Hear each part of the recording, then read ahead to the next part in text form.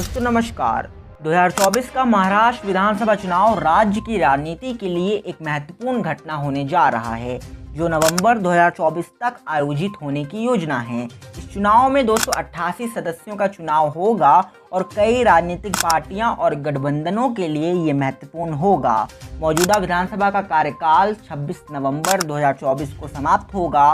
पिछला विधानसभा चुनाव अक्टूबर 2019 में हुआ था, जिसमें भाजपा नेतृत्व वाले एनडीए ने बहुमत हासिल किया था, लेकिन आंतरिक संघर्ष के कारण शिवसेना एनडीए से अलग हो गई थी और महाविकास आघाड़ी के साथ गठबंधन में शामिल हो गई थी, जिसमें कांग्रेस और एनसीपी भी शामिल है। इस गठबंधन ने उद्धव ठाकरे को सीएम बनाया था। 2022 में महाराष्ट्र राजनीतिक संकट के दौरान शिवसेना के एकनाथ शिंदे ने कई विधायकों के साथ मिलकर के भाजपा के साथ नई सरकार बनाई, जिसके परिणाम स्वरूप शिंदे मुख्यमंत्री बने।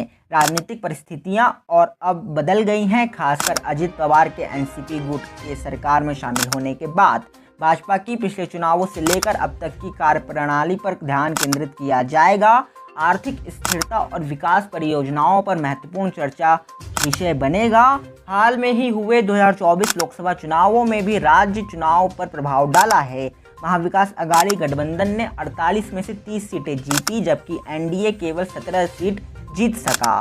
चुनाव प्रचार में निम्नलिखित मुद्दे प्रमुख रहेंगे, जैसे कि आर्थिक पुनर्प्राप्ति, महामारी के बाद की आर्थिक स्थिति, कृषि नीतियां, किसानों से संबंधी नीतियां, युवाओं की रोजगार समस्या, उच्च बेरोजगारी दर और रोजगार सृजन, महिलाओं की सुरक्षा और अधिकार, महिलाओं के खिलाफ हिंसा और उनके अधिकारों पर ध्यान।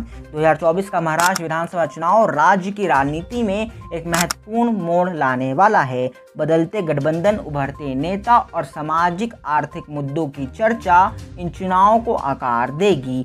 महायुति और महाविकास आघाड़ी दोनों को अपने एजेंडे पर प्रभावी ढंग से काम करना होगा, ताकि वे एक जागरूक मतदाता वर्ग को सही ढंग से जीत सके।